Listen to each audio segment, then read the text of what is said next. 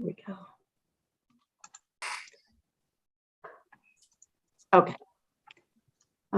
So we're recording and we're live on YouTube, and I'm going to turn it over to Francisco. But before we do, for those of you who don't know, I'm sure most of you do know, Joel Urice, who was a member of this committee, a long-standing member of the Planning Commission, served on City Council for many years, passed away last month. So we will miss his input, his wit, his insight into a lot of different issues. So we will forge ahead, but we will surely miss him.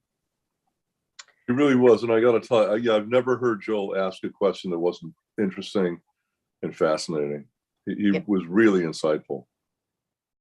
And he beat me. He beat me in a council race. Okay, with that, Francisco, I'll turn it over to you, and I'll watch for see if anybody else is coming in. But go ahead. Ooh, do we lose him? Oh, you're muted. You're muted. Okay, sorry about that. As Sharon noted, we have quite a bit to get through this afternoon, this evening. So I'm going to try to maintain a pretty quick tempo. And as a reminder, we are going to share this presentation with you immediately after the meeting. And please do, if you have time, review it and come back to us with any comments, questions you have regarding the content here.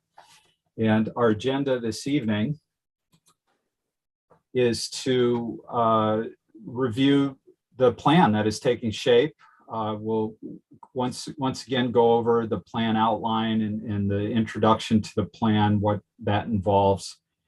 And then we're going to revisit both housing and mobility, which we discussed at our last meeting.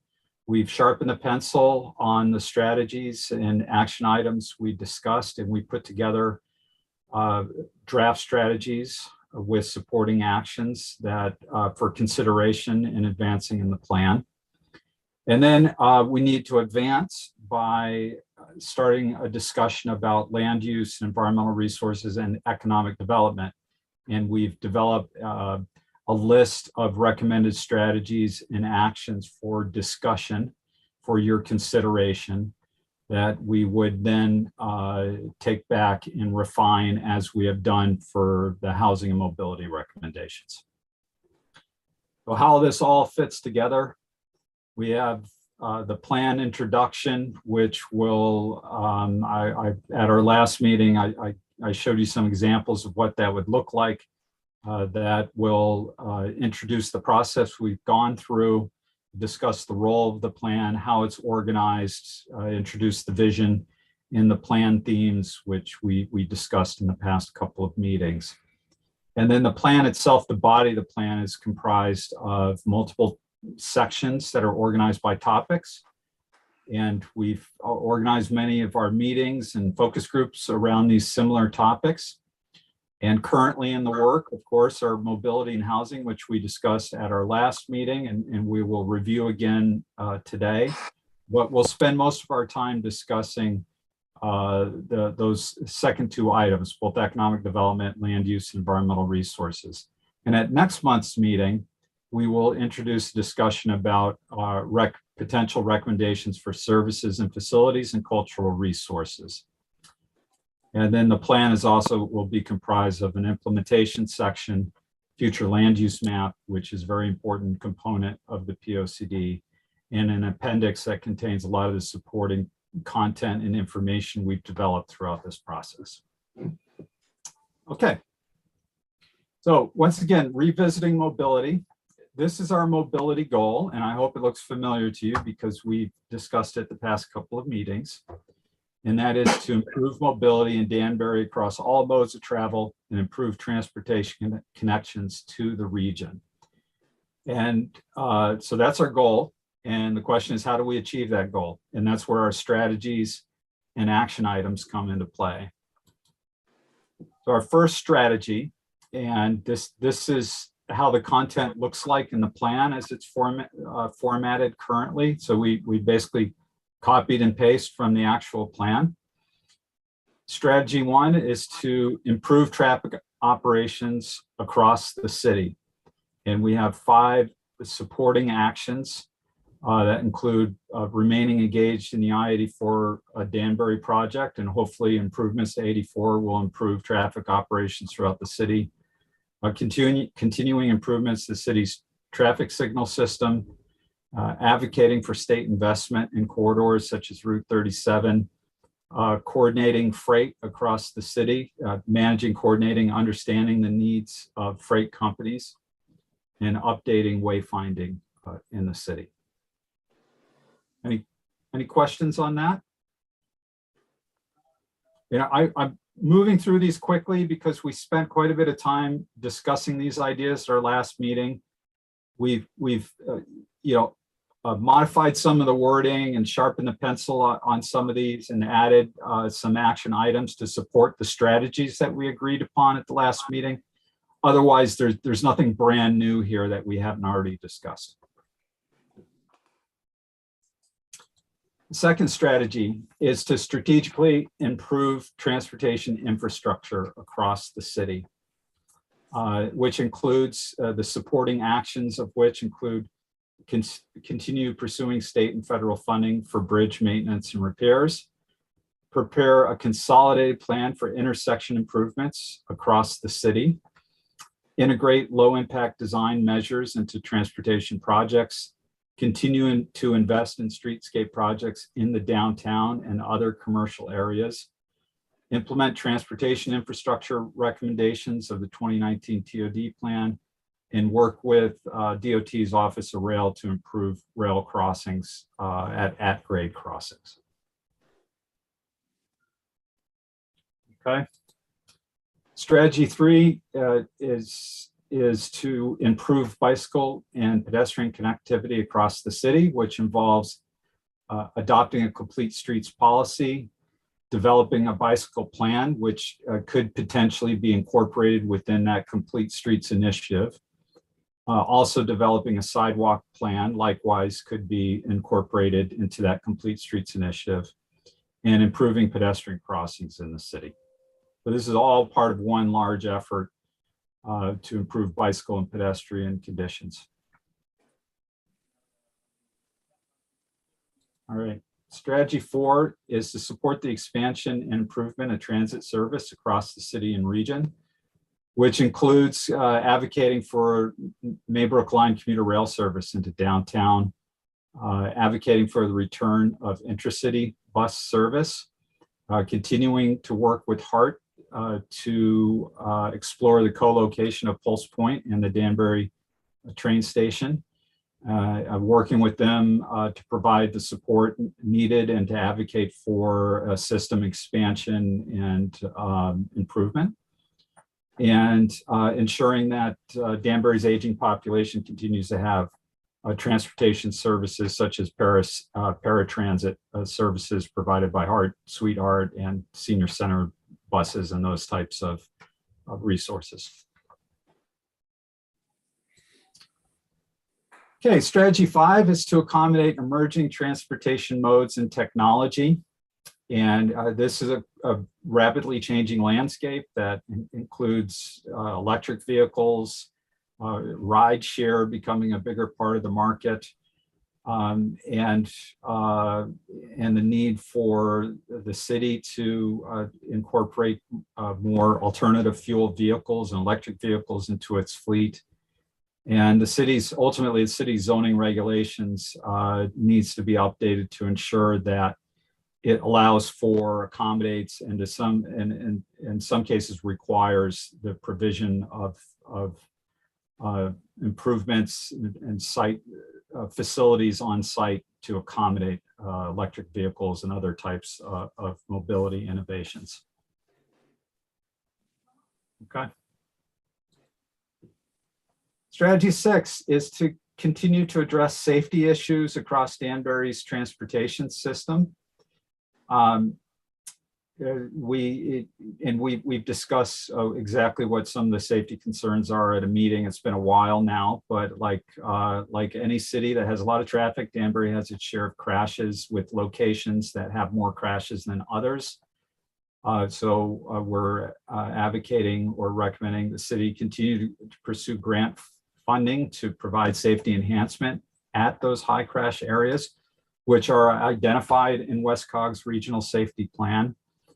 Continue to work with DOT to ensure safety enhancements are made at locations on state highways. And also to develop a traffic calming toolbox, potentially as part of the complete streets planning process that would enable the city to implement traffic calming measures on local roadways where there are safety issues. And what a traffic calming toolbox means, it's really a number of measures that the city will be willing to deploy in certain conditions. And that might be curb bump outs or speed humps or mini traffic circles to address specific safety issues. Strategy 7 is to improve communications with residents and stakeholders regarding transportation conditions across the city. We heard over and over again that people just seem to have no idea what the city is working on and towards. And so we're advocating or recommending the city make better use of its website to share information about ongoing transportation projects, particularly those that may affect traffic conditions, and to provide communications in more than one language, most likely Spanish and Portuguese, to enable communication with Danbury's other language speakers. And finally, strategy 8 is to update city regulations and policies to better manage and accommodate transportation needs across the city. Those include various ordinances, city ordinance regulations such as zoning regulations and other policies to align with complete street principles. Review downtown parking regulations and usage to ensure that parking is being adequately managed in the downtown and is supportive of visitors and economic development in the downtown. To update trip generation figures and parking requirements in the zoning regulations, and to ensure that they're in alignment with the most up-to-date standards as published by Institute for Traffic Engineers and other sources. To continue to implement access management standards within the city's zoning regulations. And access management is basically, restrictions on where driveways can be located, how many driveways, how big the driveways can be, with the aim of basically the fewer intersection points you have. Every place a driveway intersects a roadway, that's an intersection. Fewer intersections you have, the fewer crashes you could potentially have. And the fewer driveways you have, the fewer times the pedestrians exposed to crossing traffic. So that's the goal of that. And then finally, to continue the city's policy and standards for the acceptance of private roads to ensure that the roads the city is accepting are up to the city's standards. All right. That is where we're at with the recommendations for mobility. Does anyone have any questions? Anything you feel is completely absent? Anything you thought we agreed on or talked about that it isn't showing up here?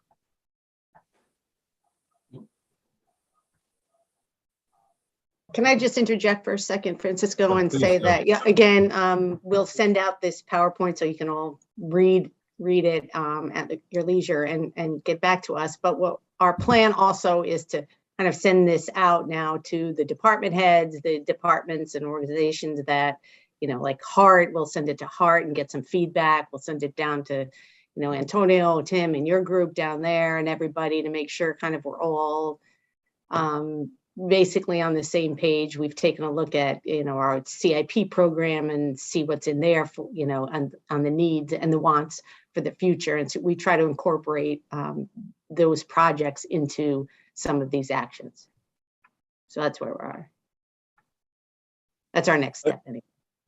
I have a question or a comment. a quick one, and we can talk about it offline, but I'd be interested in finding out how we could possibly reduce or eliminate curb cuts. I mean, you know, the only reason they exist is to get access to a project.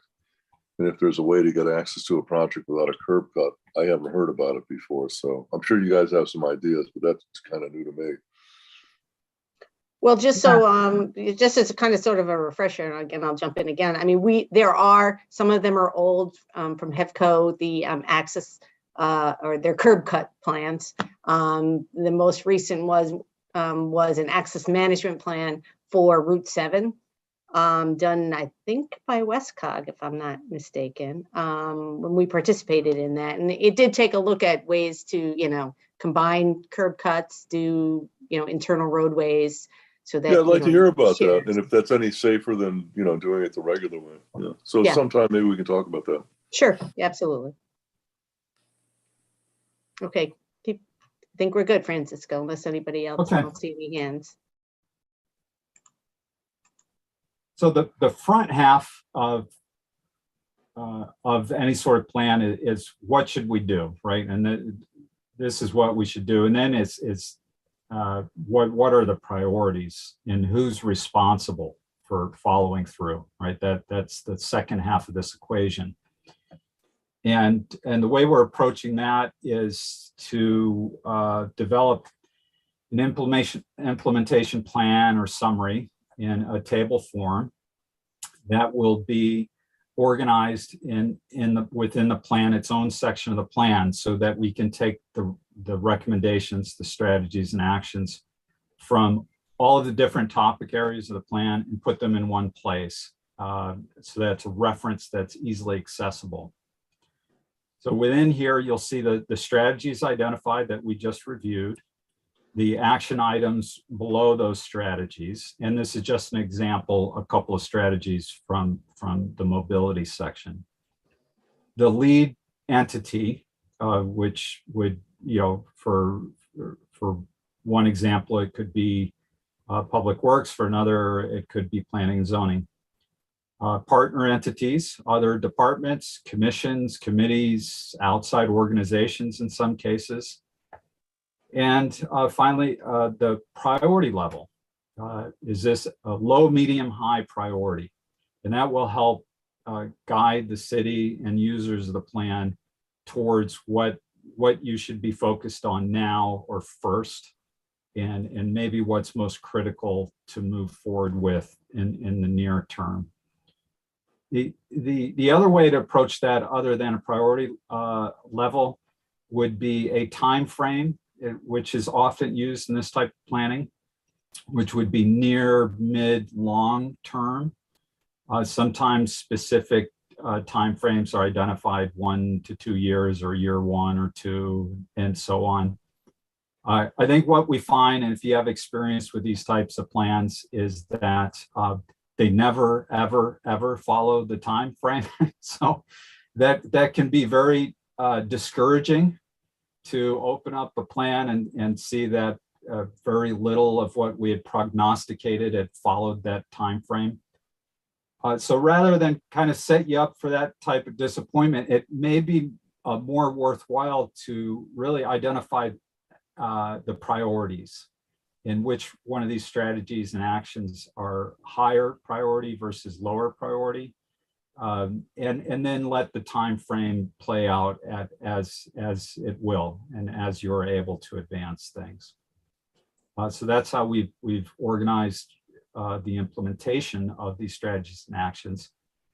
And then you'll notice on the left, we also want to measure them in terms of how well are we responding to the key themes that emerge from this process.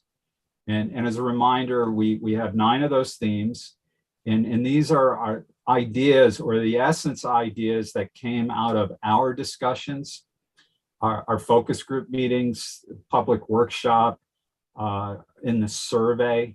These same ideas and words were repeated over and over and over again. And those were the themes that we have decided upon. And this gives us an ability to kind of check the box on those. And any given strategy or action item, what themes is it directly addressing? And in turn, this helps us in some ways identify maybe what the priorities should be, because some of these strategies and action items are addressing more of the concerns and ideas that people had and that they expressed. Does that make sense? So before we get too far ahead of ourselves in developing this table, we want to make sure everyone's agreed upon the strategies and action items so that we can, one time and not a bunch of different times in one fell swoop, we can populate these tables, identify the responsible parties, the priority level, and evaluate these items based upon themes. And we don't want to do that for strategies or actions that are just going to get tossed in this process anyway. But we wanted to give you a sense for what it looked like. And once we've arrived and agreed upon the strategies and actions, we'll build it out and populate these tables, the implementation plan, that is. Also, let me just jump in again and just say that the sections of the plan that we'll discuss each of these topic areas will kind of set the stage for this recommendation. So you're seeing it backwards at the moment, but once you see the whole plan, it'll probably make a lot more sense. But that'll be all the background information, enough assessment to have gotten to this strategy and action. So it'll all be set up within the body of the plan to get you to the implementation plan. And we might have forgotten something along the way, Francisco. I don't know. It might mean we might have one or two, that we said, oh yeah, we forgot to include that. That might well happen. Go ahead, Paul. Yeah, I'm sure I already know the answer to this, but I gotta ask it. That this does fulfill our statutory obligations under the law. Yes, it does. It goes well above and beyond in meeting and exceeding. Okay. Yes, very Thanks. much. Yeah. Okay. I'd like to very quickly review our housing recommendations so that we have plenty of time to talk about ideas for land use, environmental resources, and economic development. As a reminder, our housing goal is to expand housing supply and choice in Danbury and address issues related to overcrowding in the city. And like mobility, we've identified a number of strategies in support of that, many of which we discussed at our meeting last month. And also many of these came directly out of our affordable housing plan work. So for those of you that participated in that planning process, these recommendations will look familiar because they are verbatim from that affordable housing plan. We want consistency across the both of them. We do have a couple of strategies that are specific to the POCD because they are not targeted specifically at addressing affordable housing issue, but they are geared towards expanding housing supply and diversity in the city. The first strategy is to increase the supply and range of affordable housing in Danbury and maintain affordable housing inventory in excess of existing supply. And the goal of this strategy, to mix phrases there, is really to ensure that Danbury has a supply of affordable housing to meet the needs of its residents, and that it remains immune to 830G development applications that would bypass your planning zoning regulations.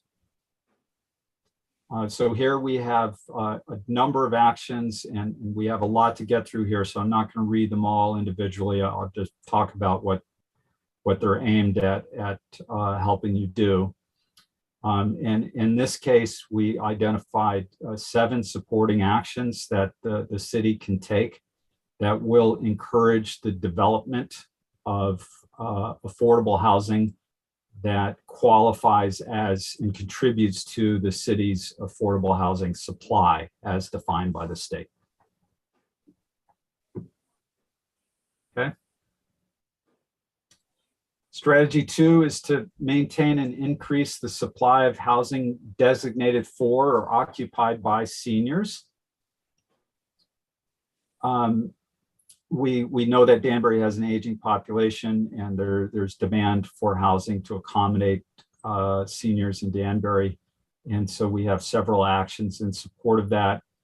That includes ensuring that existing programs such as the Elderly Disabled Tax Program remain in place to support seniors, that they are aware of and have access to that program, and that they are provided support services that allow them to age in place, but also that there are other types of housing available to them should they want to downsize or cannot continue to maintain a single family house, for example. Right, strategy 3 is to increase the supply of housing in and proximate to Danbury's downtown with an emphasis on affordable units.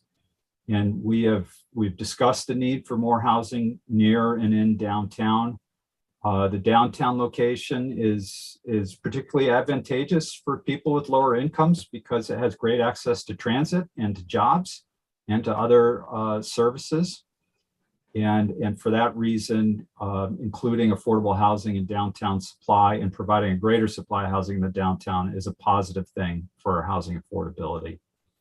And the actions towards realizing this strategy include expanding the district or creating the new TOD zoning district that was envisioned in the TOD plan, and relaxing certain zoning regulations in the downtown.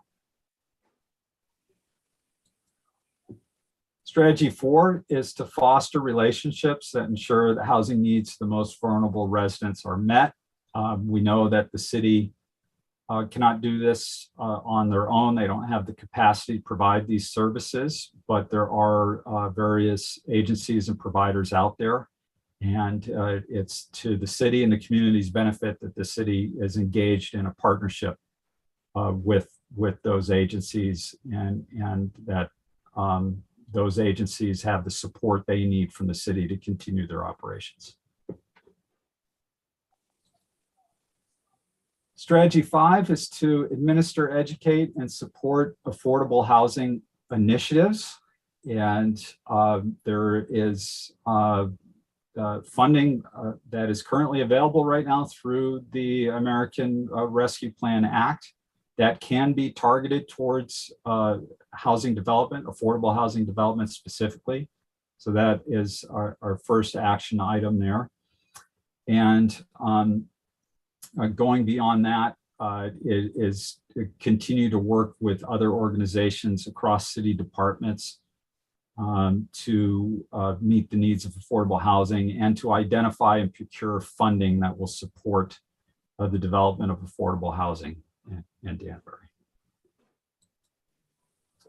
Strategy 6 is increase the number of homes in Danbury that are accessible to those with mobility limitations or other disabilities.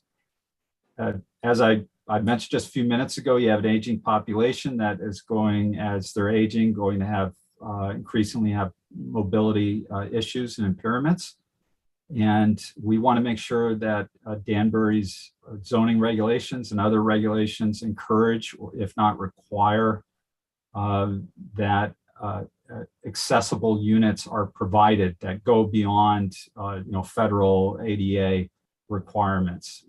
So by example, ensuring that the first floor of a multi-story building is, all those units are entirely accessible. That would be an example. Strategy 7 is to review the city's zoning regulations to ensure that those regulations allow for development of new housing while protecting the integrity of the city's neighborhoods. So this is a very broad brush, but it means take a second look at your zoning, identify opportunities for the development of more housing while protecting your neighborhoods. And so a couple of very specific areas the city can look at or revisit, I should say, would be to again allow accessory dwelling units, and to explore or consider allowing multi-generational housing, which is similar to an accessory dwelling unit, the unit within a single family home for a family member. And look at creating additional mixed-use districts in areas close to transit that could accommodate housing in combination with commercial development. And our final strategy for housing is to improve the condition of Danbury's housing supply and address overcrowding issues in the city's neighborhoods.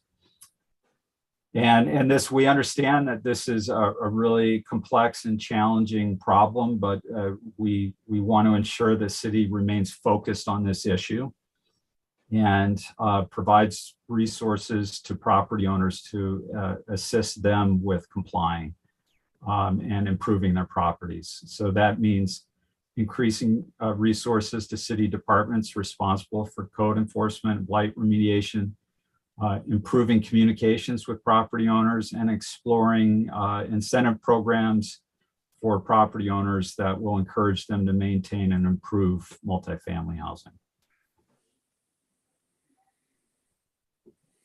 Okay, that's it for housing. Does anyone have any comments or questions? Francisco. Yes, Paul. Paul here, would that require improved communications with property owners, provide incentives, and increase resources of city departments responsible? We have a city department that we kind of invented called Yep. Unified Neighborhood Inspection Team. We did their budget last night, and things are kind of tight, and I think they would like to, or we would like them to, hire a couple of more people, but at the moment, we just don't have the resources for that. It takes a long time these days to find somebody who's qualified anyway, so it'll be a process. Yeah. But would something like this require us to do that by putting it in here? Yeah, not that I don't want to put it in here. I'm just wondering if what would the state a couple of years from now say, "Hey, dude, you got this stuff in there and you didn't do it"? Would something like that happen or not? No, this isn't binding. Okay. Let's talk about that very, very quick. There's one aspect of this plan that is truly binding on your regulations in what you could do, and that is the future land use plan and your zoning regulations, and any recommendations for your zoning regulations are directly impactful to your zoning regulations and what you could do. In that, whatever zoning changes and revisions you make, they need to be consistent with this plan. Right, like they are now, essentially, yeah. However, the larger policy recommendations of this plan are not binding. Okay, on good the to know. city. Okay. They are advisory. I got it. Okay. And to your point about the unit, I mean, that's pretty much action item 1. It is intended to direct resources to departments such as the unit and health department, land use and zoning, to address this issue. Okay.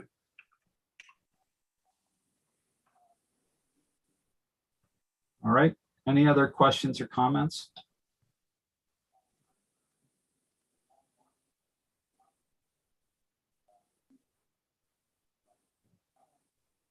Okay, now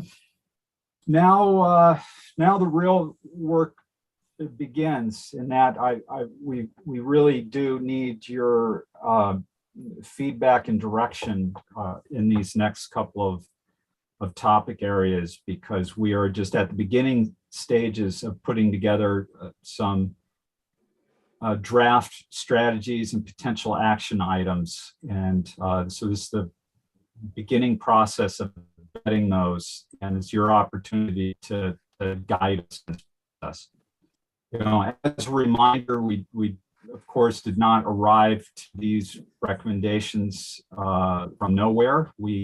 They come from all of the existing conditions work that we've done and that we presented to you, including in the case of land use and environmental resources at our September 2021 meeting. It came from focus group meeting on open space and environmental resources, from interviews we conducted with key stakeholders, feedback received from the online survey and from workshops, and ultimately from the expertise of our consultant team and our leadership team from the city side as well. So we have a lot we're going to put in front of you, and as I mentioned, I'm going to try not to get bogged down on one idea, because we want to get through everything if we can, or as much as possible.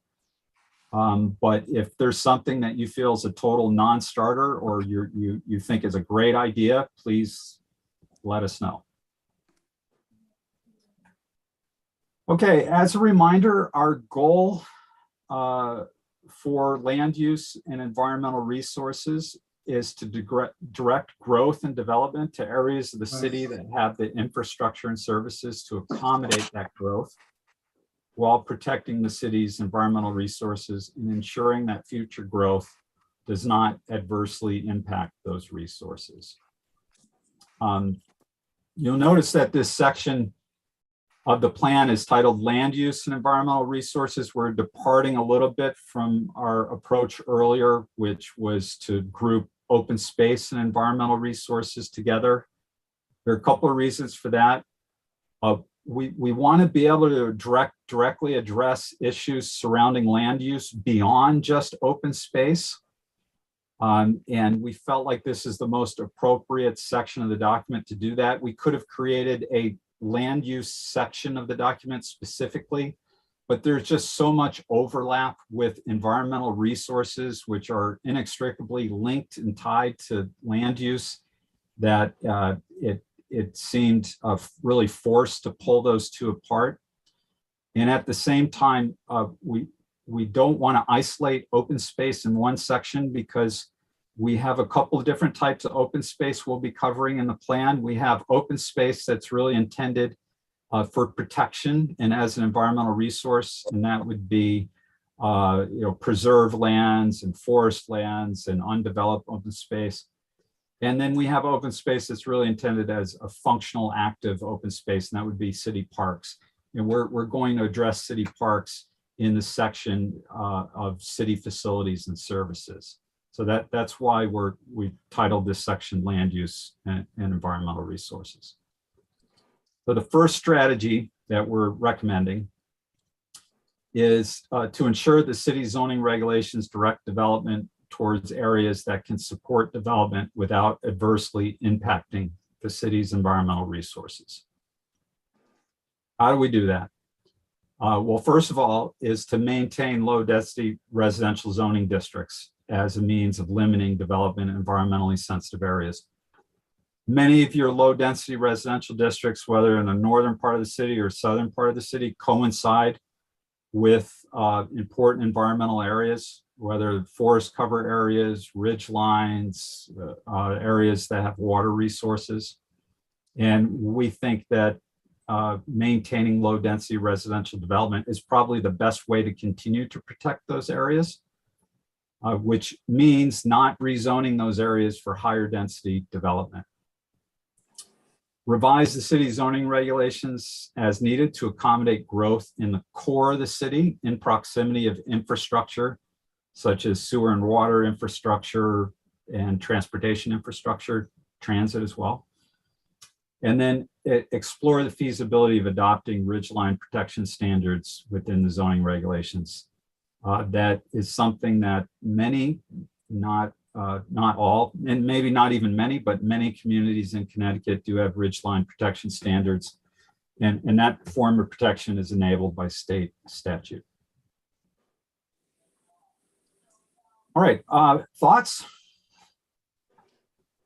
Yeah, this is Arnie. Just sort of looking at maintain the city's low density residential zoning districts, which is a noble cause, and I agree with it. Does that conflict with the need for more housing units in the future? I mean, I can recall at a previous meeting, Danbury, according to the best numbers, is about 5,000 units short for housing in terms on the supply side. So if we maintain low density, and I think you said we've got plenty of land, it's just all zoned low density, so there's not much you can do about it. The implication being that low density zoning will continue to challenge the supply of affordable housing in Danbury. But if on the side we agree to maintain the low density, that problem will persist forever. So it just seems to, one seems to conflict with the other. The affordable housing issue seems to conflict with this one. You bring up a good point, and I think, you know, if we had a map in front of us, it might be helpful. But let me do the best job I can in painting the picture, and I'll invite Sharon or anyone else to weigh in. When we talk about low density districts, and it may be that we want to identify which districts specifically the city should keep as is, call them out by name. We're really talking about, you know, the half acre plus 1 acre districts that comprise a good share of the northern areas of the city and southern areas of the city.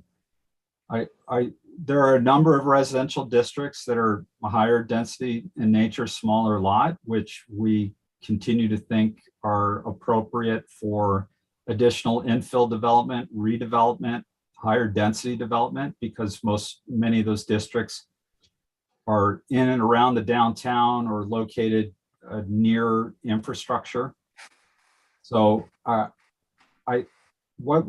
approach here is to direct higher density and new residential development to the core of the city and discourage it from the perimeter or of the city or the northern and southern areas of the city, where you have more environmental resources and where you have less infrastructure to support development. We want to steer development to where you already have roads and you already have sewer and you already have water and in proximity to transit. Okay, I follow that. So the core of the city, the downtown core, that's okay for very dense development. And as you move away toward the outskirts of the city where you have the RA40, RA80 zoning districts, you leave them alone. But I guess you kind of build density as you move away from the core of the city. I think I follow that. It would be in the single family zones, but the ones that require the smaller lots, the RA20s and smaller. Is that right? Yes, yeah. And additionally, the idea here is to protect those zones and not to rezone them as something else. We do explore in the housing section that we just reviewed, we do explore some opportunities to accommodate more housing units within those districts by way of multi-generational housing and accessory dwelling units. So we think those districts can absorb more housing, but it's most appropriately done on homes and properties that are already there, or Okay. if newly constructed at the same density of what's already there. That makes sense. Thank you.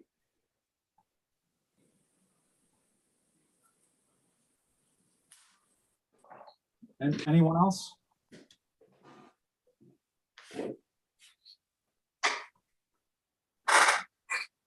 Okay, well, we have several more of these to get through. The next strategy idea is to develop an open space and conservation plan with the aims of ensuring the protection and effective management of city-owned open space and identifying open space that may be targeted for acquisition. We don't have the scope and resources to develop a full open space and conservation plan within the POCD. Very often that's an independent plan that is taken on by Conservation Commission or a similar body. And we think it's worthwhile for the city to take on this effort to guide management of city-owned open space and to guide potential future acquisition of open space. So included or within that or supporting that strategy would be to try to find some funding to enable you to do so. And there are opportunities out there that will, programs available that would help fund a plan and potentially even fund acquisition of properties as recommended by the plan. To partner or continue to partner with outside organizations such as Candlewood Valley Land Trust, which already holds a number of properties in Danbury, and it's really the biggest land trust in the city or immediate region. To identify critical improvements and maintenance needs at city-owned open space properties. To work with WestCog to identify grants and other resources to support stewardship of city-owned conservation properties. And to consider funding strategies for maintaining and improving city-owned properties. So how can you create a funding source or a funding stream for the maintenance, protection, and acquisition of properties, something that is ongoing, not just a one-time grant.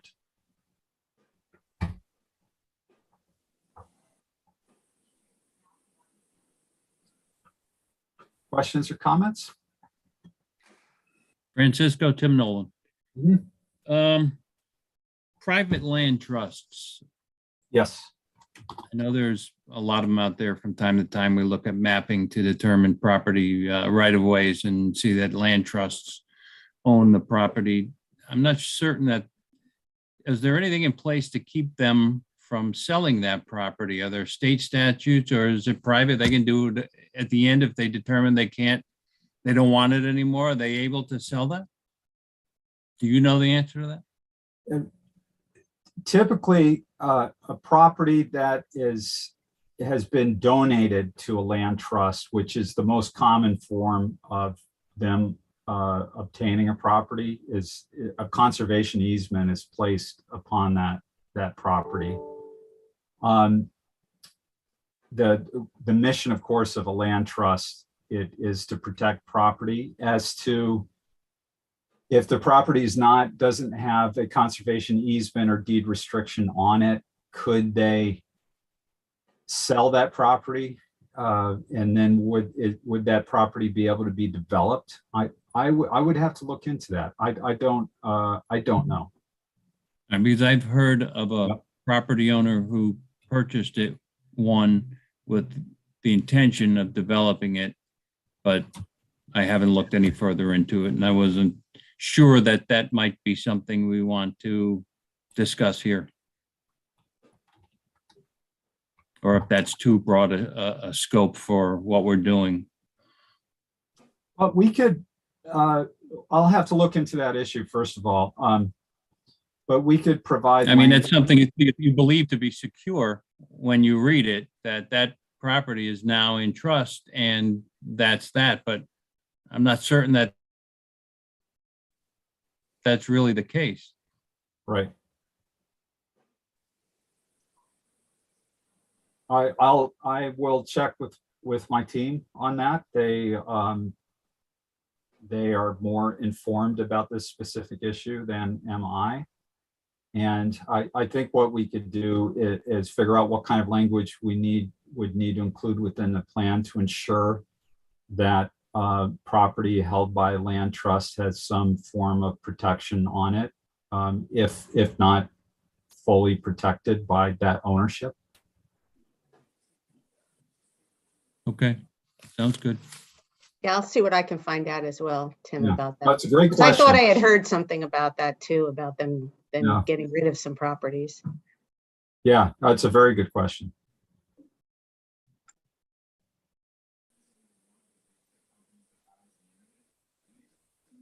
Anyone else?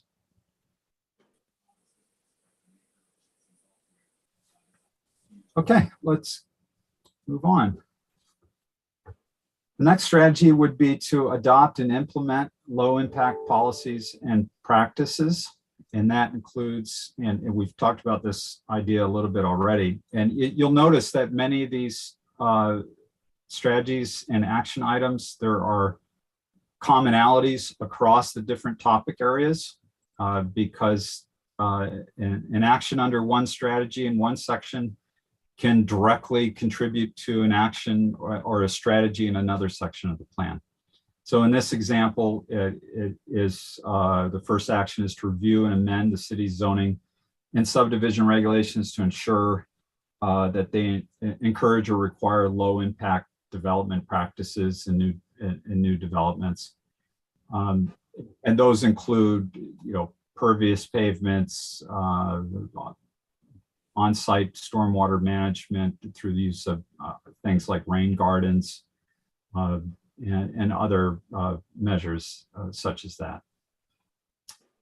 Work towards the adoption of sustainable practices at city parks and facilities, such as capturing rainwater for irrigation, encouraging use of pervious pavements, reducing water usage, reducing use of chemicals on athletic fields, improving recycling, and reducing solid waste. Many of which I'm sure the city is moving in that direction or more moving towards those practices already, but we want to encourage a continued movement in that direction.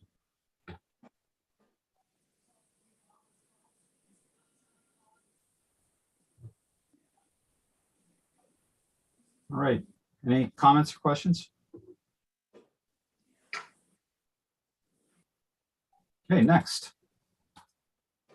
Continue the protection of environmentally sensitive areas. That it's kind of, it seems very obvious, but in order to do so, there are things the city needs to continue doing or do more of.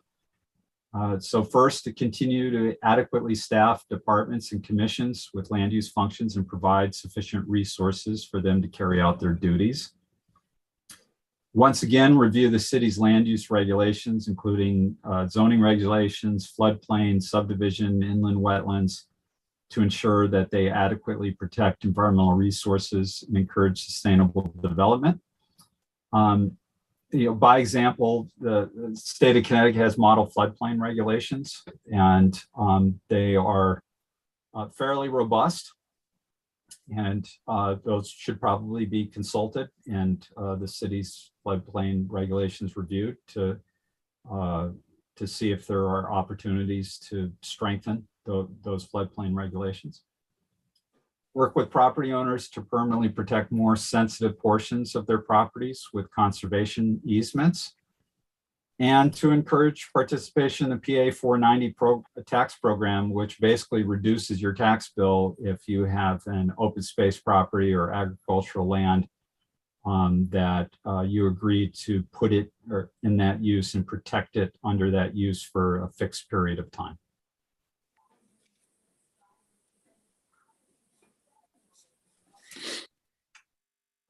Make sense? Okay. Next, actively work towards protecting and improving water quality of the Still River and other waterways in the city. That would include implementing the best management practices. The Still River Watershed Plan is a fairly robust plan. It did provide a series of recommendations specific to the city of Danbury and the segments of the Still River in Danbury.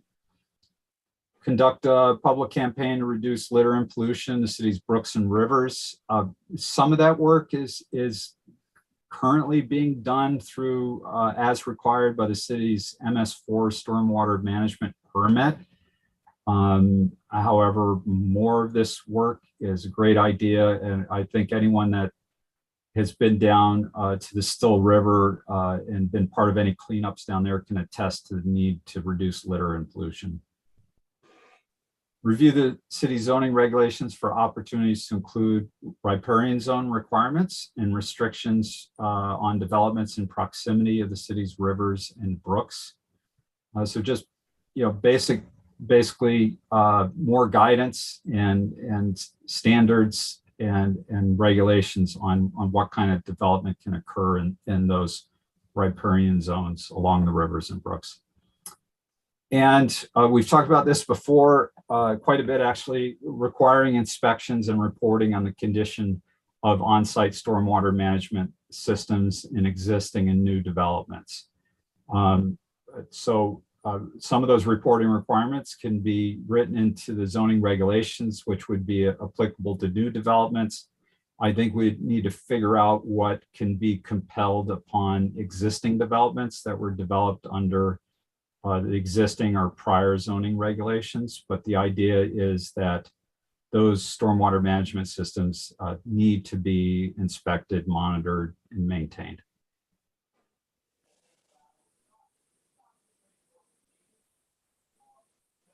Okay. Next strategy, improve stewardship of forest and tree canopy on city-owned open space and right-of-ways. We know that the city has a lot of aging trees. Severe storms have done damage to many of them. There are also invasive species and pests that are doing damage to those trees.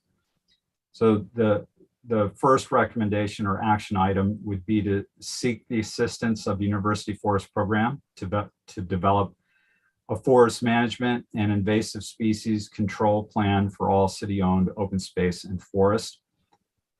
There are a number of communities throughout New England, including at least a couple here in Connecticut, that have been the beneficiary of a university-developed forest program.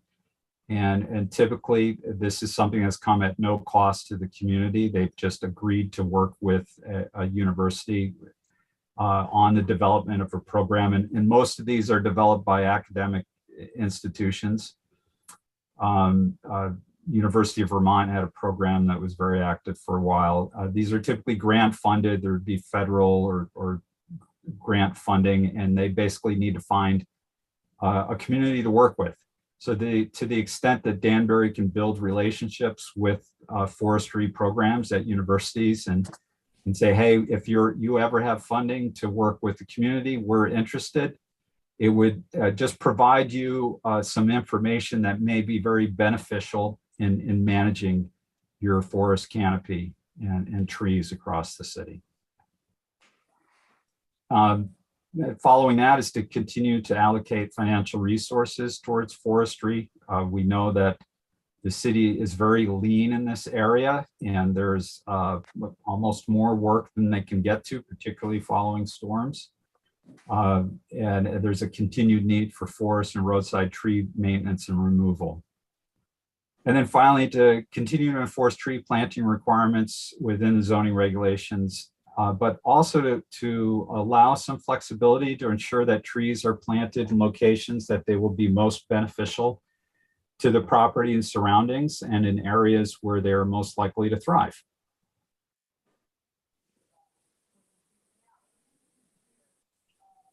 Yeah, I think on the last one, Francisco, Arnie and Helen and Bob, I mean, I think we talked, Jen has been through that with you on certain, applications where the trees don't really make much sense here, but, we'll plant them somewhere else on the property. So this would just kind of support some more flexibility in the regulations. I also forgot, Francisco, while we were going through this, and I'm not sure it's here or in one of the other one, about potentially, or maybe we can just talk about whether or not there should be some planting recommendations. I mean, like you go to New York City, you can click on which trees go in which area, and which can survive and being in the kind of sort of in the urban environment versus the kind of more suburban. Have you seen that in other communities where you've worked? like a list of either non-invasive species or We've something? worked with some communities to develop those lists as part of their zoning regulations, or in some cases, design guidelines. Yeah. Of course, needing some flexibility because, the species could be gone, could be on the list and, Right. for one reason or another. Anybody comments, Tim, about that and developing some kind of planting list or some recommendations towards things? I mean, we always talk to you on city project, but from a development standpoint, everybody, when the projects come in, they have a landscape plan. We look at it, but we don't, do a lot of comments on the species types necessarily. I think it's a good idea to have a plan in place. I know you and I have developed a plan for the downtown sidewalk. It's a good place to start. It was done by a professional, and we took a look at it to kind of weed out some of the things, and we heard some comments from other people.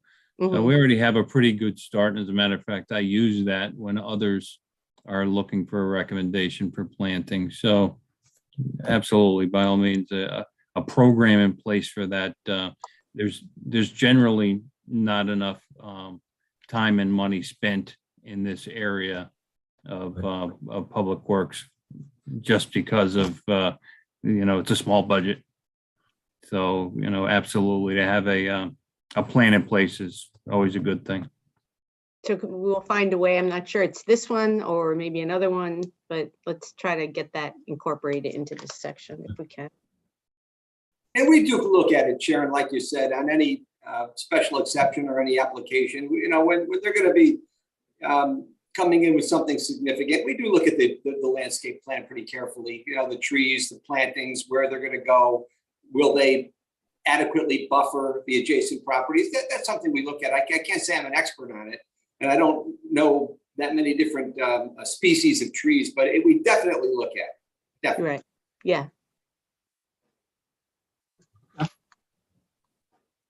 All right, good. Next strategy. Continue to promote sustainable stormwater management and floodplain management to be resilient and adaptable to a changing climate.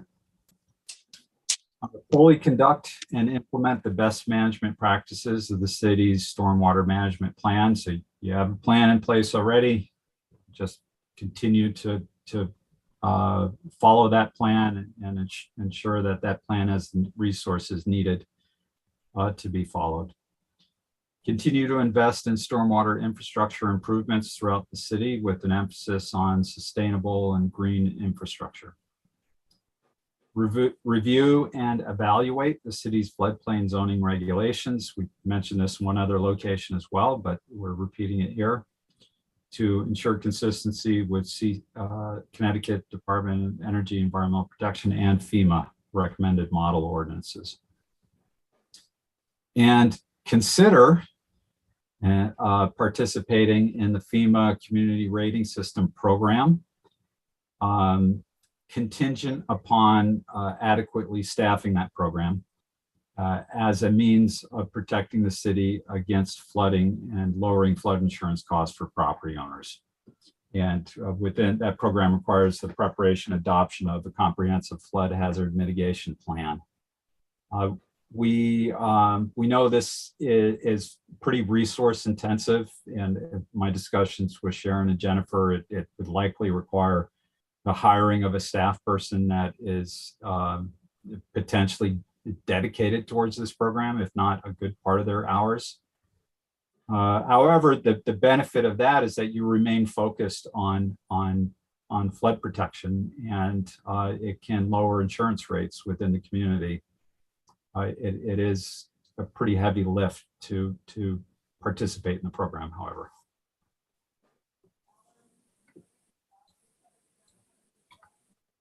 Okay, any questions or comments?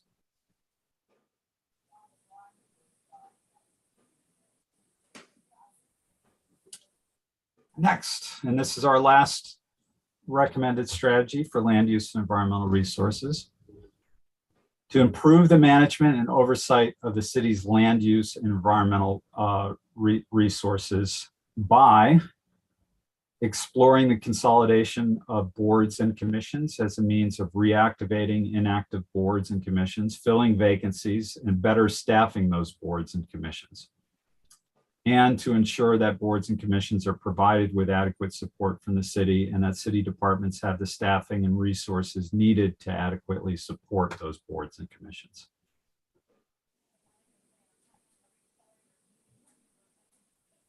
Let me just jump in before we, before anybody asks, we're not talking about the Planning Commission, the Zoning Commission, the ZBA, and not necessarily about the EIC. Under statutes, they have authority. We're talking about all the various individual, and if Ed were here, he would chime in. We've talked about this as a group, and in our focus groups, the Conservation Commission, the Lake Kenosha Commission, the Still River Alliance Partnership, or if I get the name wrong, sorry, but there's a multitude of various hands, cooks in the kitchen, and maybe we would be better off kind of looking at an umbrella organization with everybody, again, the opportunity to participate and volunteer, but kind of it filtered through one oversight board and or commission.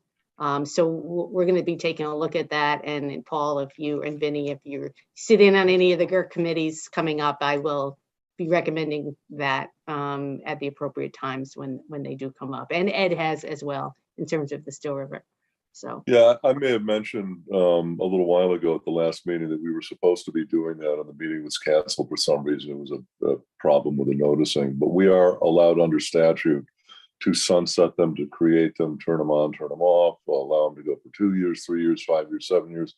There's quite a bit of flexibility with these boards and commissions that the state grants the municipalities. Some of them we have to have a flood mitigation previously part of the council. We can't sunset that.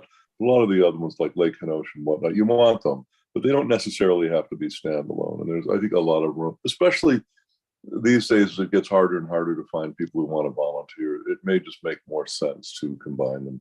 We'll have to see. I mean, if they get like to be an octopus and nobody gets anything done because you've got these competing interests, maybe not, but I'm sure there's room for improvement in all of these things. But yeah, we'll take a look at it, sure.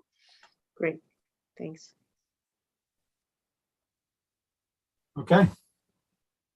Good. Are you ready to shift gears and talk about economic development?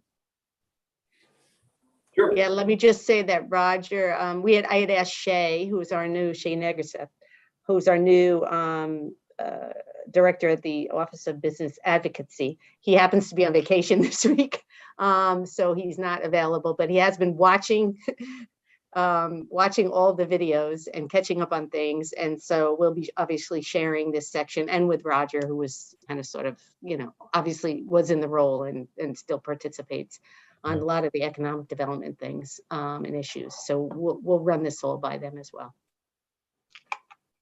Good. Okay, economic development, just like land use and environmental resources, we're drawing upon more than a year's worth of work to arrive at these recommended strategies and actions. And that includes existing conditions finding, the meeting we had in November with you, our focus group meetings, interviews, survey, workshop, and recommendations that came from our team, and specifically RKG, Eric Halverson, was very involved in contributing his experience working in many communities across New England on economic development plans, contributing ideas to this section.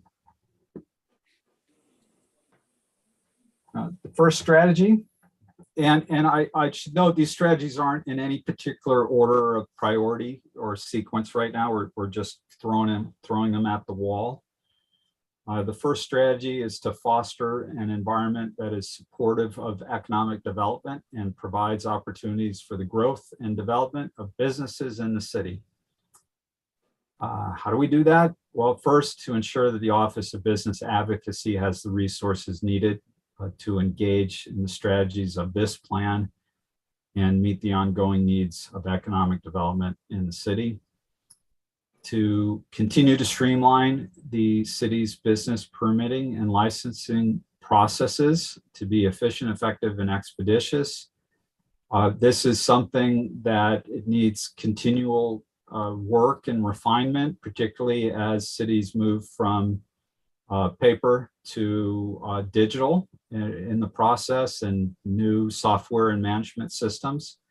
So we just need to continue to make sure that everything is working and that it's a good experience for the user and decisions can get made in a timely way. To work with local banks, SBA lenders, and community development financial institutions, such as the Houstonic Industrial Development Corporation, Capital for Change, to promote existing small business lending and micro lending programs. So connect small businesses with capital. To promote investment in downtown and Danbury's downtown opportunity zone, of which Danbury does have one, and this program is a few years old now. It's been successful in some places and not so successful in others. But the tax incentives of that program continue to be in force in Danbury's downtown. And so that as long as that's there, we should continue to promote it. To support the development of shared working spaces, business incubators, and other business support resources in the city. And finally, to encourage the expansion of high-speed broadband coverage and gigabit internet access.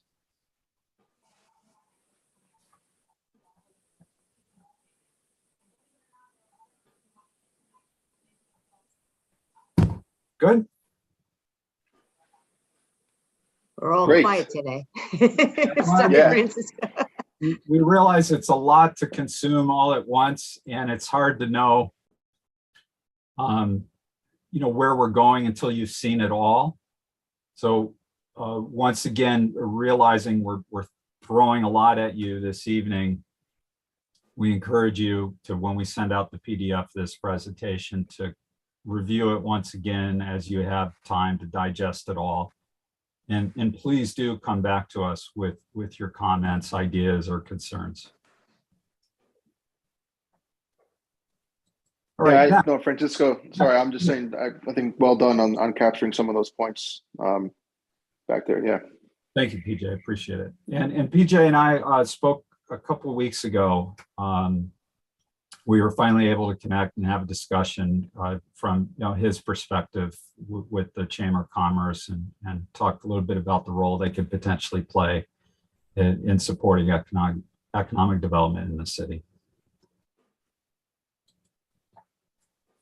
Next strategy is to consider funding an economic development strategic plan. So here we are, a plan that is giving birth to other plans, and that's always a danger of the planning process. And much like an open space plan, a conservation plan, this is an area that is really deserving of its own focus. And so that would be an economic development strategic plan for the city to help define economic development priorities, target industries, workforce development strategies, and organizational capacity to undertake economic development programs and initiatives. And the first action would be to assign a committee that would guide that plan's development, which could potentially mean reactivating the Economic Development Commission as the steering body for development of such a plan, or at the very least, reactivating that commission as the body responsible for guiding the plan's implementation. Francisco, let me just also reiterate the importance of having, on your first point, which was a plan recommending plans. We've been successful, as many other communities have, on obtaining funding for the plan, because the need for the plan and the documentation and everything to support the necessity of the plan is in the plan of development, Right. Plan of conservation and development. So, it's kind of it's pretty standard, but we can leverage the recommendation to obtain grant funding to actually do the plan. And so that's why it's equally as important that, you know, it come up during this process. Thank you, Sharon.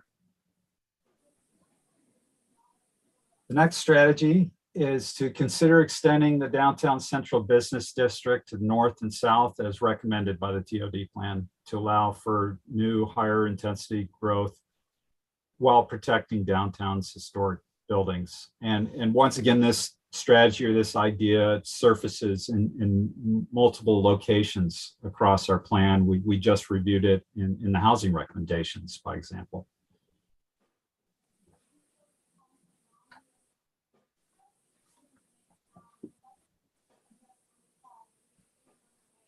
Next strategy is to continue to invest in downtown Danbury through infrastructure and streetscape improvements, building facade improvements, public space improvements for gatherings and events, and doing marketing to attract people to the downtown. And so that involves developing zoning regulations that will support outdoor dining. The state has extended its outdoor dining allowance for establishments another year, I believe. And it has also told communities that you need to allow outdoor dining. You have to allow outdoor dining for food establishments. And so it's really be up to the city now to figure out how to support and enable that, but also under what terms and conditions. And that's really what the zoning regulations are for. So that Sharon and her team are working on that now. And we think it'd be very important to the downtown. Ideally, you have a very vibrant outdoor dining scene in the downtown, but that needs to be balanced against all the other needs and priorities for the downtown. Coordinate with downtown organizations, such as City Center, to bring back outdoor events, such as music and food festivals, food trucks, all the things that we took for granted that we've been deprived of over the past couple of years. That's going to need quite a bit of support in getting that sort of activity up and going again. And the city certainly has a role to play in that. Continue to support housing development in the downtown as a catalyst for the reuse and redevelopment and to provide a built-in customer base for local businesses. So housing is an economic development driver, and housing downtown we think would be beneficial for economic development downtown. And then finally, to expand and improve access to the Still River riverfront and its tributaries, and do a better job of connecting them and linking them as a downtown amenity, as in some ways envisioned by the TOD plan, to help leverage the river as an attraction to the downtown. Realizing that daylighting the river and creating a Providence or San Antonio type atmosphere is well beyond what's possible. Yet the city could probably do a better job of connecting people to the Still River and integrating it into the downtown by opening up sight lines and views and access.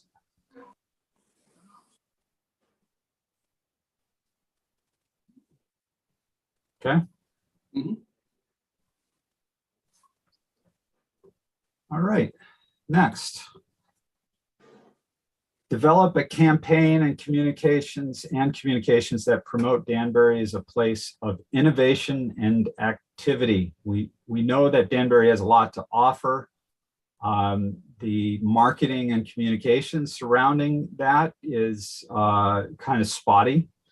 And so we think that the city needs to develop a strategic communication engagement plan. And unlike an economic development plan, right, we're not talking about 100 pages. It's really just agreeing upon a strategy and how you're going to do things, and really a guide, for practices surrounding communications and promotion for events across the city. We're likely going to delve into this a little more when we cover cultural resources next month. Next would be provide regular communications and a promotion of economic development activity in the city through multiple media platforms. Basically just ensuring that the city's not only communicating across its website, it's communicating across social media and other types of media platforms. And to promote events across the city through the development of a web page or website that is devoted towards promoting activity. So there's one place people can go to find out everything that's happening in the city that day, that weekend, that month, whatever it may be.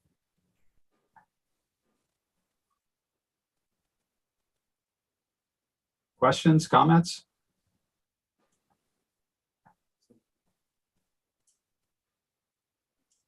All right, next. Review and update as appropriate the city's commercial zone regulations to ensure that the regulations provide sufficient flexibility to allow development that responds to current and future market conditions. That involves considering new zoning options, including the creation of new mixed-use districts to ensure the long-term economic stability and viability of commercial areas, which might mean expanding allowable uses to include a mixture of medical office, fitness, entertainment, small-scale production, manufacturing, education, whatever it may be. The point here is of more flexibility and to be more responsive to economic conditions that are here now and likely to be present over the next several years.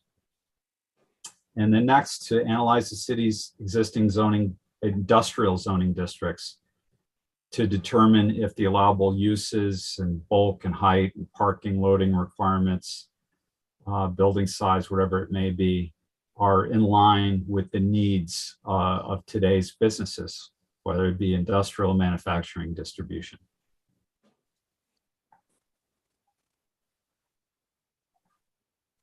Questions or comments?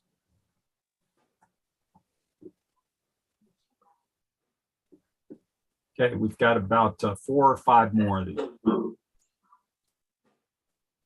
Next strategy. Consider conducting corridor studies or area plans for corridors with CG and 20 and CA 80 districts to help align economic development priorities with needed infrastructure improvements to adequately support future growth.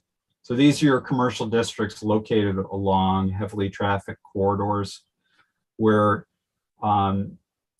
you might want to consider the types of infrastructure improvements that are needed in those areas to continue serving those businesses and also to address traffic congestion issues across the city.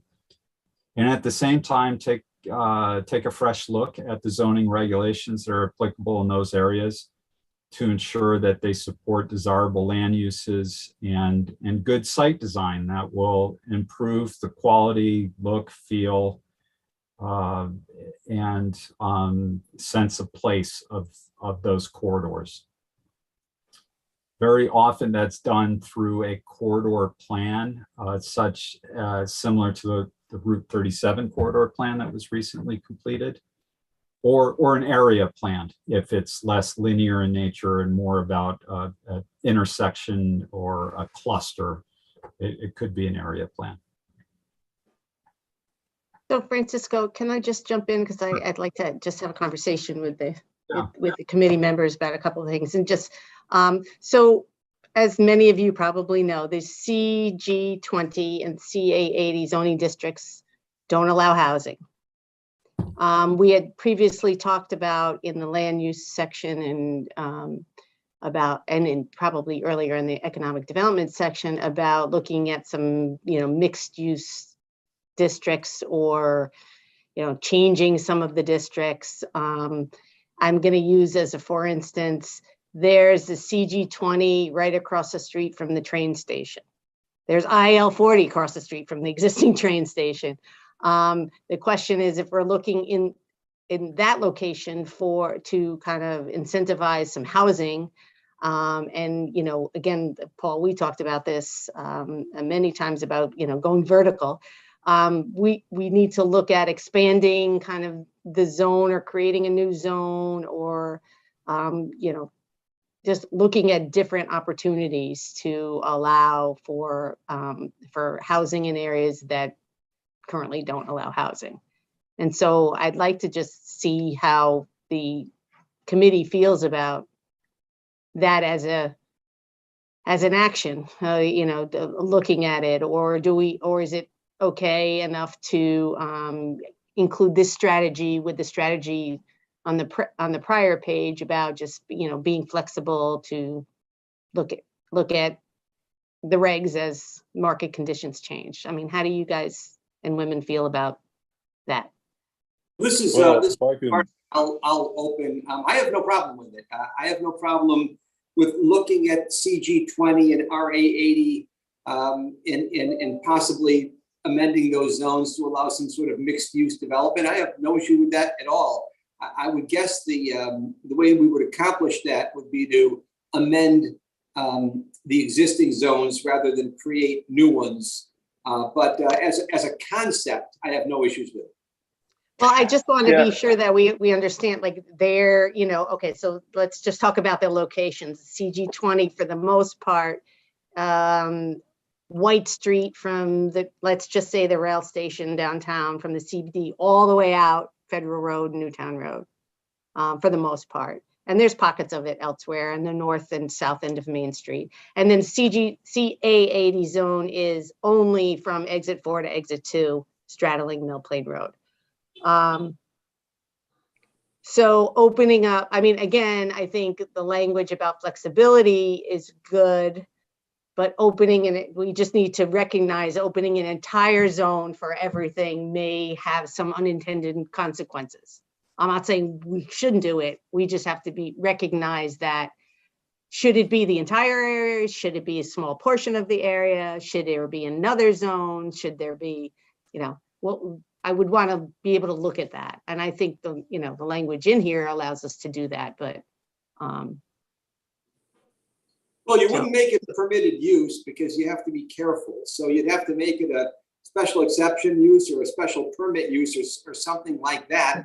And you'd have to do it on a case-by-case basis. You'd have to you'd have to amend the zoning regs to recognize that this is a limited opportunity and that each, you know, submission has to be evaluated on its own merit rather than just a blanket permitted use where anybody can do it. Yeah. Paul, did you want to chime Yeah, in? you know, you do it at your peril. I would be against that. I might look more favorably on rezoning, but adding a special exception to all the industrial zones from downtown Danbury to the outskirts so that we could service the train station doesn't, I don't think that bodes well for the future development of Danbury. I mean, Lee Farm just jumps to mind immediately. They can't really market that as an industrial property. They would, I'm guessing. No, it's not the industrial zones. It's not IL 40 or IG 80. It's CG 20 or CA 80. These are not industrial. Well, I mean, even still, I mean, the point still stands. Well, I think I don't know enough about the statutes to create in my head in the next 15 seconds the language that would work under Connecticut statutes. But if you could create a new zone and then pick where you want that zone to be that would allow both housing and commercial, I would look more favorably on that. But to simply open the door for all the CA80, all CA20 throughout Danbury, reserve everywhere to do this, to try to solve a problem on Main Street seems to me counterproductive. With the CJ20 and IL40 land look, we can make money building houses and collecting taxes until there's so many kids, it costs us more money. But the true income drivers in Danbury is retail, commercial, and industrial, high-tech defense, high-tech healthcare, and low skill retail, and they need a lot of room for that stuff. And if we give that up to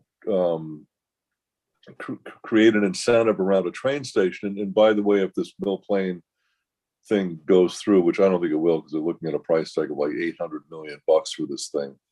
There could be 2 more train stations, and we might, Albert Salem's project could be across the street from one of them, and the WestCon could be a stop. You could have people coming from Southeast to go to WestCon to the train station, and all of those things could really be incentivized with housing.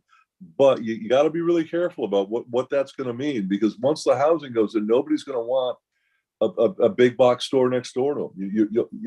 It's easy to build. It's easy to go the other way around, but once the housing goes in, it's almost impossible to put in commercial. So that's something you got to be cognizant about. But if we could create a hybrid zone, localized to answer a need, that would be something, in my opinion, would be well worth looking at. But Arnie, I don't know enough about your business to figure out how to do that. Your business being planning and zoning, So I guess my question is, Arnie, is the language broad enough to enable us to do that, or do you think you want something more specific? I mean, I think adding the word flexible means we're going to be flexible to look at where it is, how we should do it, and where it goes. But yeah, we can talk about it offline. I think it's a good debate to have. I just wanted to clarify. I'm not advocating throwing open CG20 and CA80 to residential housing. If you made it a permitted use, then you would throw it open. I'm not advocating that. But and the other thing about creating a new zone is if you start creating a new zone for specific properties and injecting it at various places in Danbury, you're talking about spot zoning, which could be a problem. But for the purpose of tonight, for the purpose of tonight, I say we table the discussion until next time, because it's 20 minutes till 6, and Francisco's got more to do. So let's go ahead. Yeah, okay. no, I agree with that, and I wasn't referring to spot zoning, of course, but yeah, I would, just to get back to Sharon, I'm comfortable with the language, but like everything else, it really depends on what the outcome is. Okay, well, I've written down both your perspectives, and we'll navigate these waters with your guidance. So thank you. Thank you. thanks, everybody. Next strategy, we have 4 strategies left to review. This being the first of those: strengthen Danbury's marketing to outside businesses and investors by highlighting the city's economic strengths, which include, and there's a list of economic strengths, but the key here is to do marketing directly to outside businesses and investors. By example, I've been an NPR listener, and I think for about 2 years, I was hearing ads for a community somewhere in upstate Vermont or New Hampshire, I think. Clarendon, Vermont or New Hampshire was just covering the airwaves, the NPR airwaves across New England, about how business friendly they are and how you should come and do business in this tiny little town in way up north New Hampshire, Vermont. So there's definitely a role for communities to get out there and market directly to outside businesses and investors to attract them to Danbury.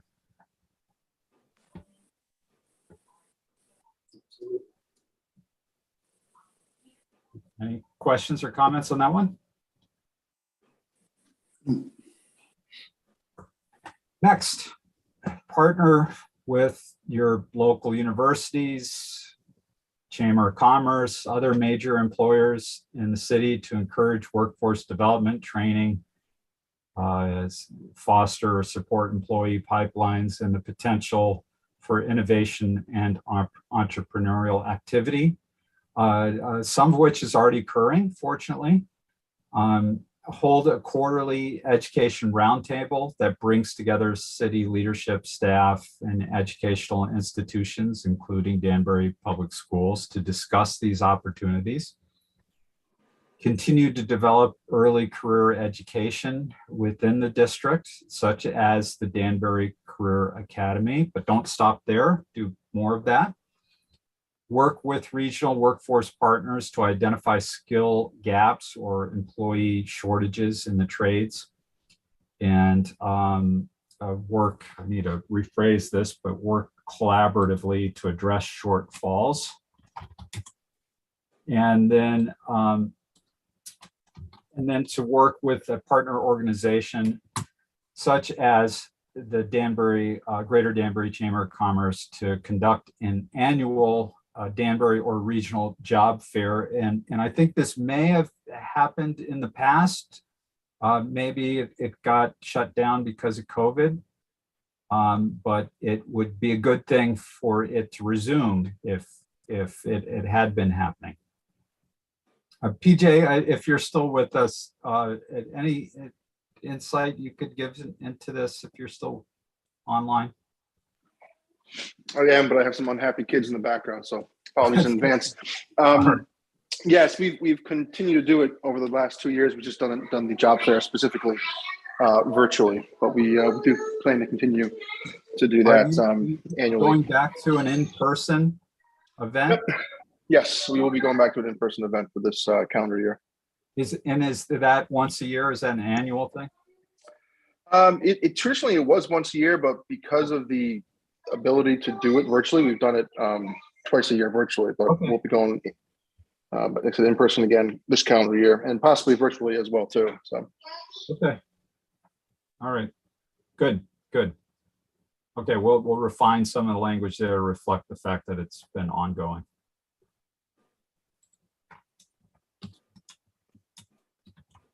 Okay. Next, explore ways to increase employment and entrepreneurship opportunities for disadvantaged groups in Danbury by providing translations of outreach materials related to economic development, business startups, licensing and permitting, workforce development, basically to ensure that you're providing that in Spanish and potentially also Portuguese language. Establish a bilingual economic development and or business outreach position within the city. Create or expand mentor protege programs such as those offered by the SBA or SCORE. Ensure that those mentors, the mentors in the programs represent the diversity of city and potentially are also multilingual. Identify supply chain linkages between large businesses and anchor institutions in the city and region, and increase purchasing or encourage purchasing from local minority and disadvantaged businesses.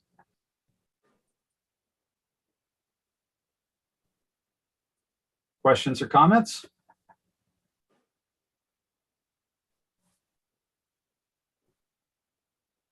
All right, and our last recommended strategy. And in the case of some of these strategies, we have yet to identify the specific steps, action steps to support the implementation of that strategy. If we were agreed that these strategies are something to pursue, we'll start to pull those apart and add a little more detail to them. And so this strategy is to implement the recommendations of the city's affordable housing plan to ensure workers who want to live in Danbury can find affordably priced housing. All of that work has been done through our housing section, the affordable housing plan. This is just reinforcing the need for housing and affordable housing in Danbury to be able to provide the labor force that businesses need and that help to attract businesses to Danbury.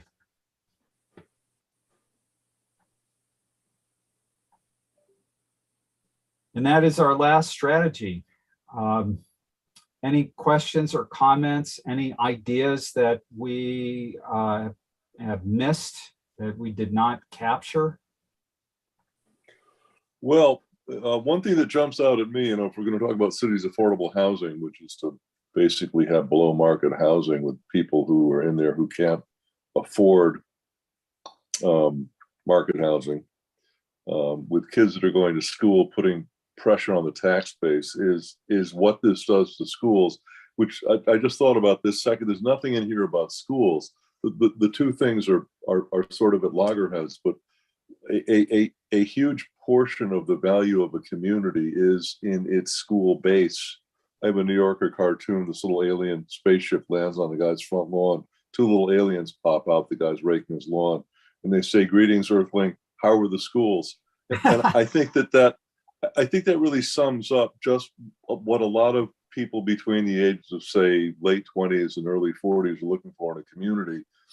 And if we're going to state that affordable housing raises the tide and lifts the boats in a community, we should probably have a nod to schools too. It's just a thought. Yeah, you're a step ahead of us, because we're going to delve into school related issues to the extent that the POCD has purview over school related issues in next month's meeting, where we will discuss city services and facilities. And I think that once we develop some recommendations through that work, we may see some opportunities to tie that back in to economic development by bringing some of those ideas, some of those strategies into the economic development section to reinforce the importance of having good school system on attracting workers or businesses.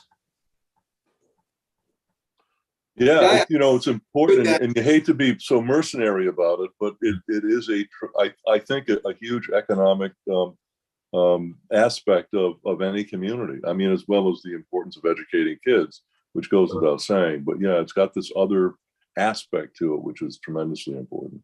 No, that's true. But again, a couple of meetings ago, I listened to the superintendent of schools in Danbury, Kevin Walston, who participated in one of these meetings, say that the school attendance is up to, I think, 12,000 kids. He spends his whole day trying to figure out where to put these kids. Yeah. I completely agree that the school system is a crucial part of any community. We have to do something about this school system because it's literally blowing up the seams. And again, we were talking about conflicting goals, things that conflict. Earlier in this meeting, we talked about housing, the potential for housing in a CG20 or CA80 zone. Maybe it's a good idea, maybe it's a bad idea. But if it's a bad idea, and we have Francisco telling us Danbury is about 5,000 units short for the near future, according to his best numbers, where are we going to put this housing? And one last point, if we don't have any place to put it, you can forget about affordable housing, because the basic laws of supply and demand eliminate the possibility for that. The demand is too high, the supply is too low, the prices stay right where they are. So it's this very delicate balancing act of conflicting goals that's the real challenge for us. That's the challenge. It is, and where I was going was we can't just look at one of them, because if you lean on affordable housing, you're going to blow the schools out. We have to recognize, I think, if we're going to talk about one, we have to put both of them into this document, so people in the future, our successors, will be able to look and say, well, these guys recognize that both of them are really important, and you can't do one without the other. You do a lot of affordable housing, you're going to screw up the schools. They go hand in hand. Yeah. Well, Helen, you had your hand raised earlier. Yeah, go ahead and unmute. Okay, yeah, I as we were going through this, it's really very comprehensive. Great job. But as we're going along, I'm asking myself, where are we going to get all these folks that we have to do these action items with? Where do we get them? Do we need a strategy to get volunteers really psyched up to pick a place and start in to work? And would we not have to have a sort of a comprehensive plan just on how many, what skills, and how long? And I know that you're going to address a lot of this in that action slide that you showed us. And I think that's where we would start. But I do wonder, I'm thinking to myself, we have 10 years to do this, I guess. Thank the Lord, it's not one, but I don't even know if, we have enough, if we can find enough people with the right skills to actually manage this, the implementation of this. And I know we have to try, and we should get some kind of a strategy. So I just thought I'd bring it up that we still have that work to do. And, we have to market it well enough that people are going to be really interested in helping out. That's an incredibly important point you bring up, and that is always the challenge in the planning process. Is we build a really big list of all of the needs and things that need to be done, the ideas, the aspirations, and we slowly start to filter that list and shape it and focus it. And try to arrive at something that is a balance between what we feel is feasible, responsible, and yet at the same time optimistic. And I think that's our challenge. And I think we have to accept the fact that if only half of what we're recommending gets done over the next 10 years, that we've had a pretty successful outcome, because a good part of that half may not have gotten done if we had not taken the time to commit to that within this plan and made an effort to commit to those ideas. Right. So it's an incredibly important point you bring up, and that is going to be our challenge all the way down to the final draft of this plan, to ensure that we aren't selling ourselves short, and at the same time that we're being realistic about what is possible. Yeah. True enough. True enough. Well said. Yeah. Okay. Any other comments or questions specific to economic development or anything that we've discussed so far this afternoon?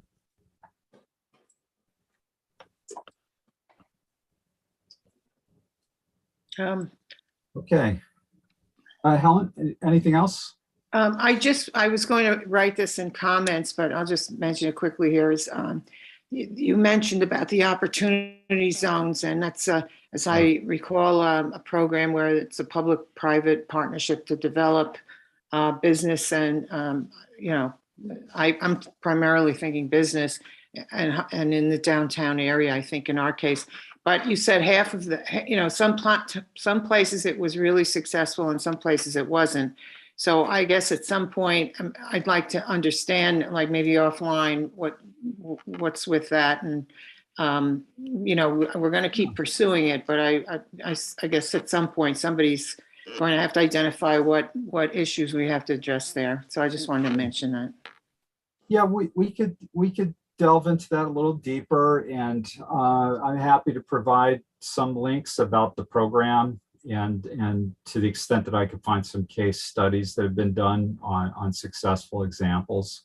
It's a federal program. It was launched 2016, I think 2017. Yep. In the official start of the program. And it basically provides a tax shelter if you're willing to invest in those areas. Well, I'm also specifically interested in what happened here in Danbury with that program. All right. So I don't know whether your comment about it's successful some places and not others address Danbury specifically, or if it's just general in terms of it being a federal program. So, yeah, well, it is. Francisco's right. It's a federal tax program. So what we have been doing since its inception, and since we got the census tract designated, and there's only one in Danbury, it's 2101, which is downtown, downtown area. So that's the only place that you could do a development, and for which the developer would be able to move property, develop property, and take advantage of the tax all right. shelter, I guess it would be. Sounds So limited. it's our role in it is limited. Roger and I in previous years had been to DCD, meetings and this and that. We told them what sites might be available. if the state's looking or if anybody's looking, but it's not something that we, other than that, I don't know what our role necessarily would be, unless it was related to relaxation of some kind of zoning requirement, which would then allow something to be built for which they could utilize this tax program. Okay. But it's really an individual thing. I understand. Thank you. All right, let's talk about what we have in front of us. At next month's meeting, we will cover the other two topic areas that we've yet to cover, which include city services and facilities. And when we talk about facilities, we mean parks and playgrounds and school buildings and school grounds and city buildings as well. Services, parks and rec and public works services and basically everything that a resident is interfacing with that the city provides. And cultural resources, which include your historic resources and all your arts and entertainment venues and everything that contributes to what makes Danbury what it is. And with respect to our schedule, so we will follow a very similar format at next month's meeting, in that what we will do is we will refine both the land use and environmental and economic development strategies, build those out some more, and come back to you with that refined list. And then we will put in front of you our initial ideas for strategies that will fall under services and facilities and cultural resources. So we'll follow a very similar format. Again, in June, we'll come back then with refinements on that work. And in July, we will then have worked through various refinements and have by then developed or populated the implementation plan with the responsible entities and priority levels, and we'll be starting to review that with you in subsequent meetings. And we are aiming for, and we're currently well on track to arrive there, to deliver a draft plan, so the entire plan put together in a first draft form in August, for not only your review, but Planning Commission review, to share it with Council and with WestCog. We would then receive feedback, make revisions to the plan as necessary, and in response to the feedback received, with the intention to file the plan in October for the mandatory review period. And then potentially in November, bring it to a public hearing for adoption. Okay. All right. And so that's what it looks like in our schedule. And there we are in April. And we're about 3/4 of the way through our work. And so our immediate next steps are to refine the housing and mobility sections based upon the feedback you gave us this evening, to do additional development to the environmental resource and economic development sections, and then to start to develop a first cut list of strategies and action items for services, facilities, and cultural resources. And our next meeting is Tuesday, May 17th at 4 p.m. And that concludes my presentation. So I'll turn it back over to Sharon. Thank you. Okay, thank you, Francisco. Really good work. Yeah, we'll send this out to everyone. And as I indicated before, we might start to send some initial sections out to those departments to take a look at the strategies and actions, and provide more opportunity for feedback. And with that, if anybody has any other comments or questions, if not, I will, well, we don't even really, we can take a motion to adjourn even though we don't really have a quorum if you'd like. Or we So can moved. just, okay. Motion by Paul, seconded by Arnie. Thank you so much. All in favor? Aye. Okay, we are adjourned. Thank